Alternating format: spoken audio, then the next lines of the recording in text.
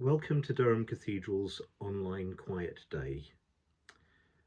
My name is Michael Snape. I'm the Michael Ramsey Professor of Anglican Studies at Durham University, and I am an ecumenical lay canon of Durham Cathedral. Among my academic roles, I'm a Vice President of the Church of England Record Society, President-elect of the Ecclesiastical History Society, and the official historian of the Royal Army Chaplains Department. For more than 25 years, my principal area of research has been the link between faith and the experience of conflict in the modern era. This is, of course, a vast subject area, and partly due to my limited faculty for languages, I have focused chiefly on the English-speaking world. This has led to books such as God and the British Soldier, Religion and the British Army in the First and Second World Wars, God and Uncle Sam, Religion and America's Armed Forces in World War II, and more recently, A Church Militant, Anglicans and the Armed Forces from Queen Victoria to the Vietnam War. My research has also led me to study the forgotten chaplains of British-ruled India, some of whom, like Henry Martyn and Daniel Corrie, are much better known as missionaries. To examine also the birth of chaplaincy in the Royal Air Force with my colleague, the Reverend Eleanor Rance, the RAF's first Anglican female chaplain, and also to explore the links between Christian missions and the military during the history of the British Empire.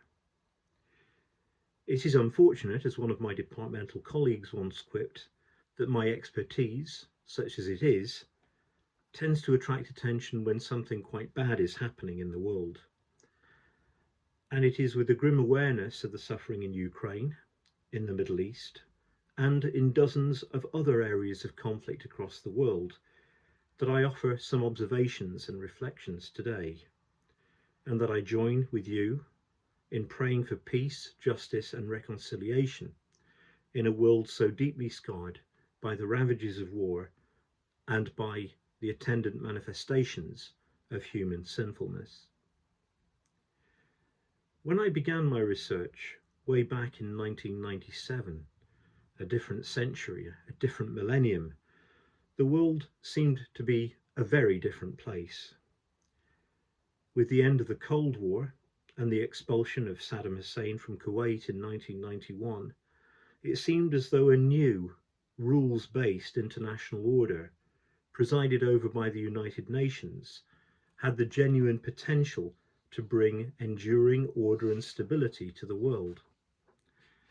The horrors of genocide in Rwanda and of civil war in Bosnia had, moreover, fueled an appetite for humanitarian intervention and heightened the determination, in Tony Blair's government at least, for the UK's armed forces to be a force for good in the world.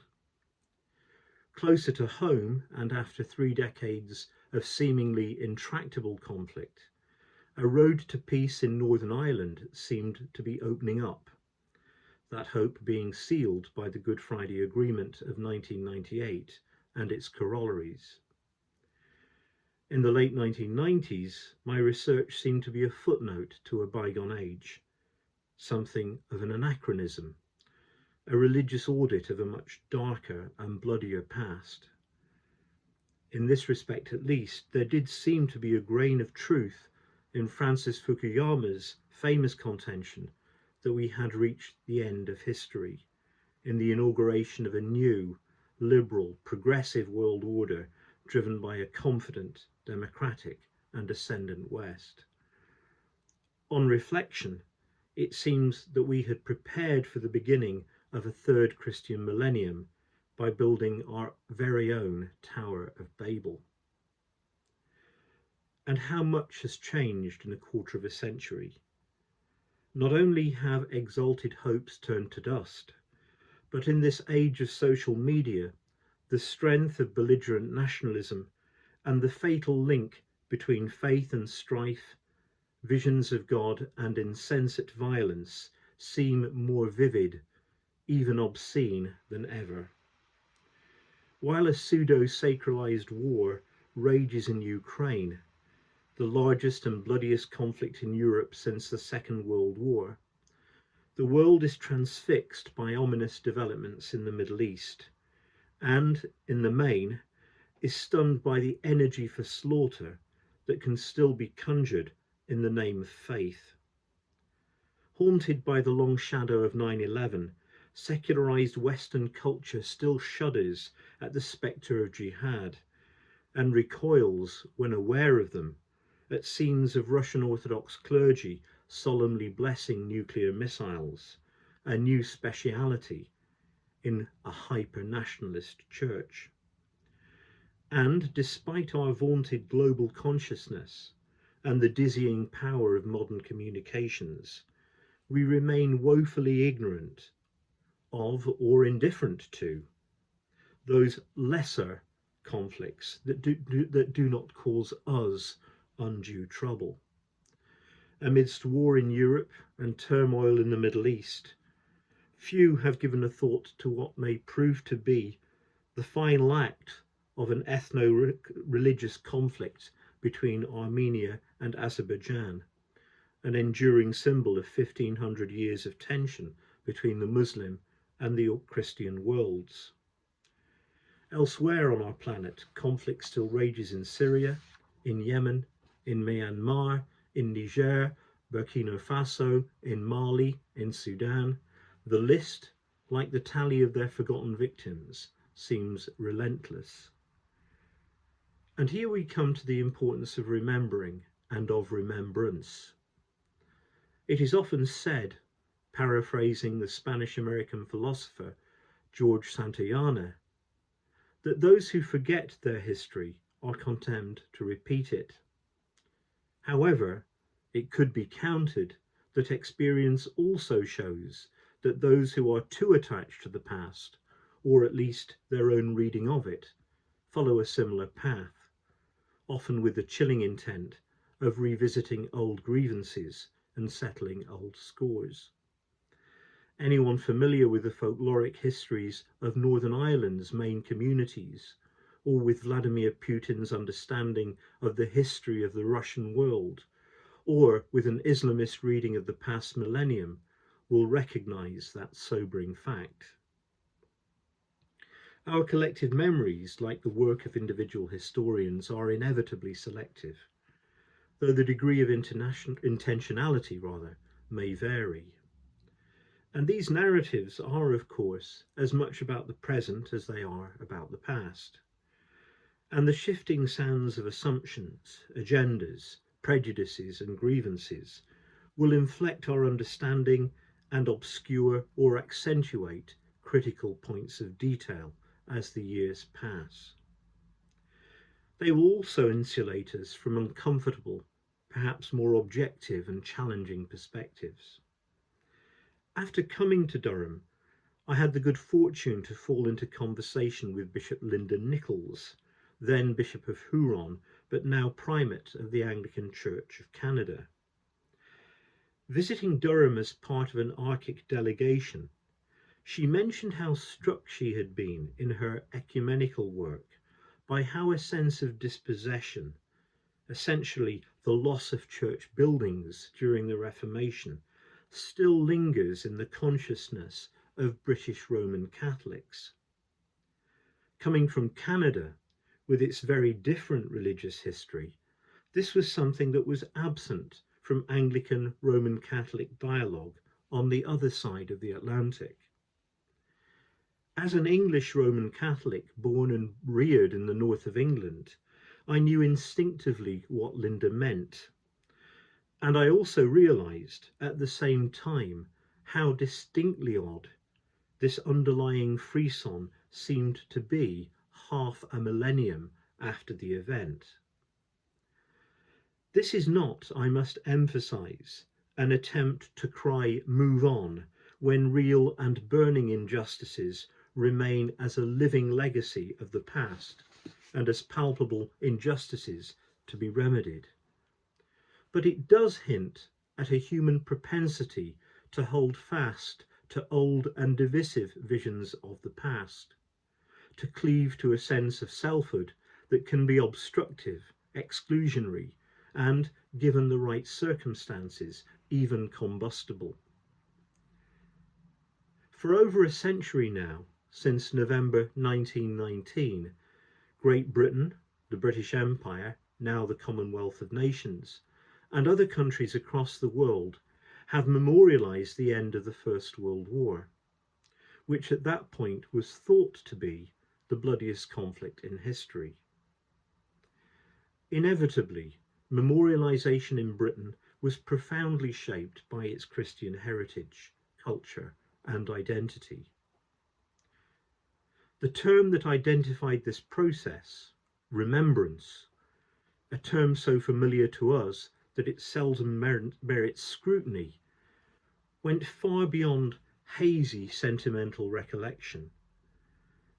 Heavily freighted with biblical and liturgical associations, the name itself illustrates how far the King James Bible and the Book of Common Prayer still served in 1919 as cultural cornerstones in British society and in British public discourse.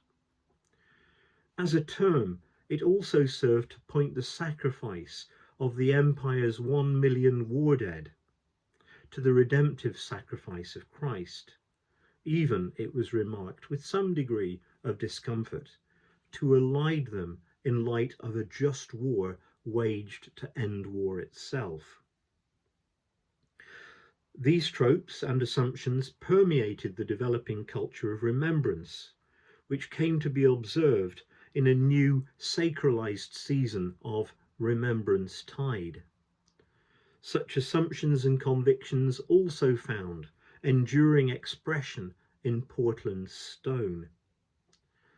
Through the work of the Imperial, now Commonwealth War Graves Commission, thousands of British military cemeteries were adorned with a signature cross of sacrifice, together with an altar-like stone of remembrance, and adorned with a text derived by Rudyard Kipling from the Book of Ecclesiasticus, "Their name liveth for evermore."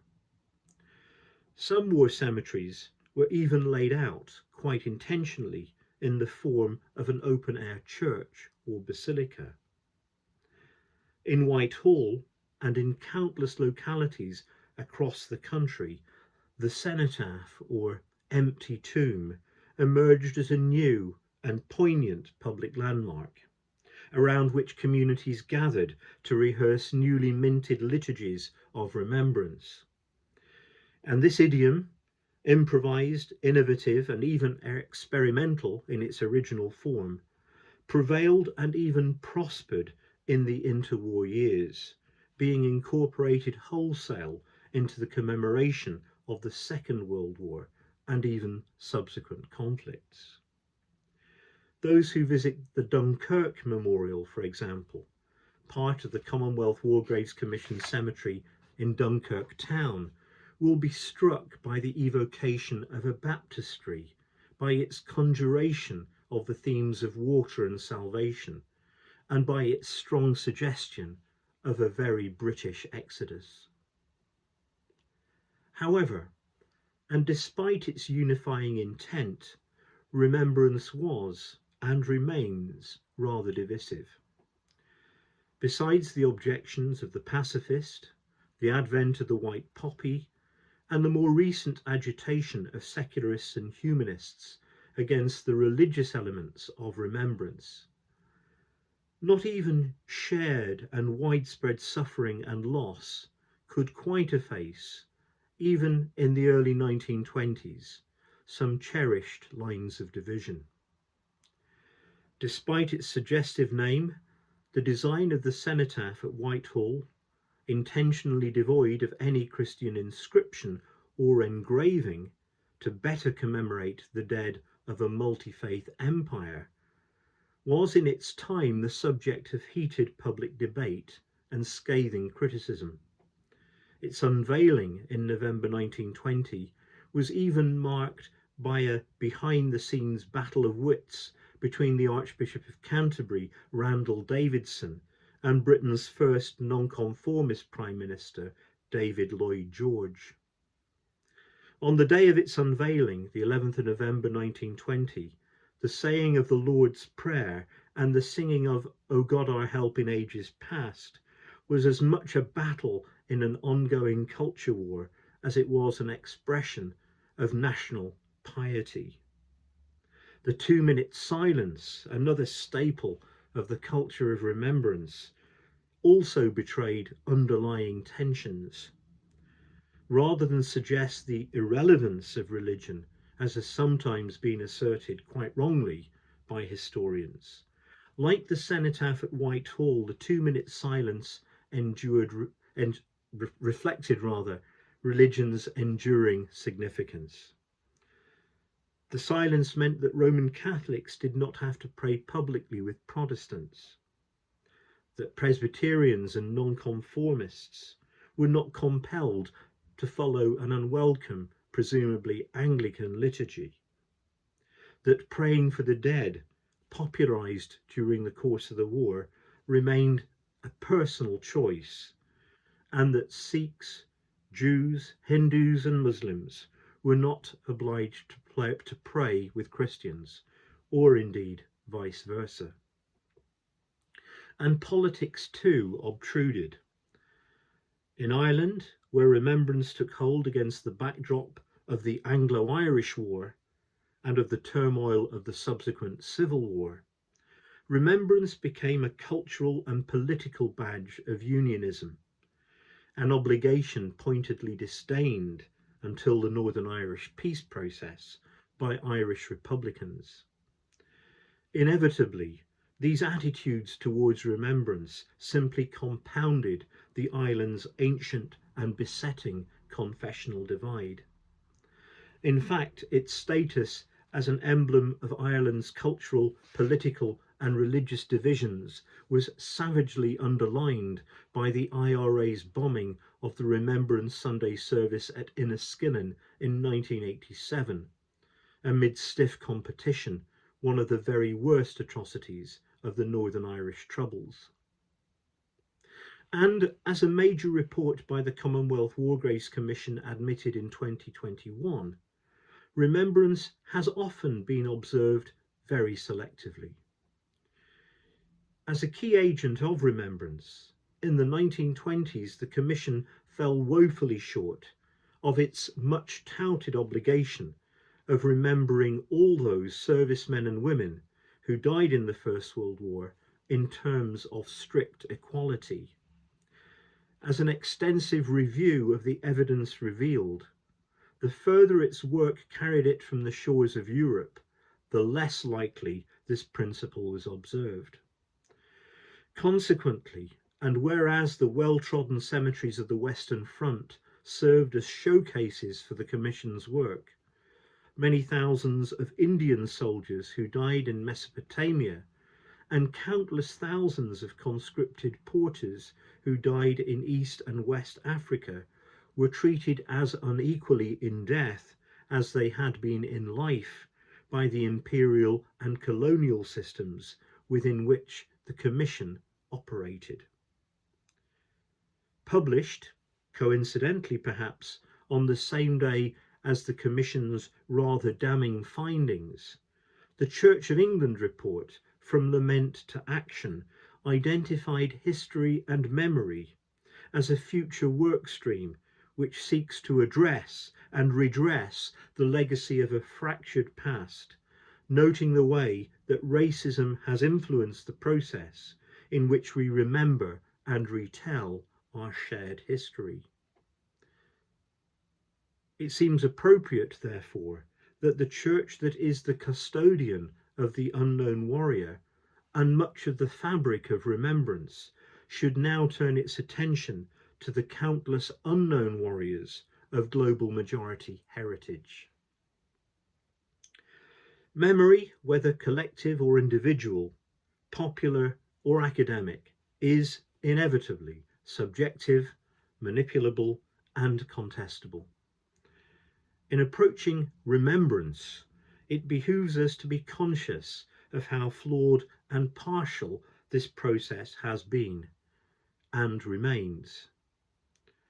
In contrast, When Christ inaugurated the Eucharist, he called upon his disciples to partake of the totality of his incarnation, of the totality of the truth, in their remembrance of him. But this stark contrast does not render the annual observance of our remembrance meaningless. However flawed its conception, and however poorly and partially it has been enacted, it at least stands as a recurrent reminder that we are all profoundly shaped by our past, that we stand in a continuum of human experience and suffering that cannot be disregarded, and yes, that all of us have significance, even if that significance has yet to be fully sought out and realized. To paraphrase John Donne, remembrance serves to remind us that everyone's death should concern us, as we are all involved in humankind.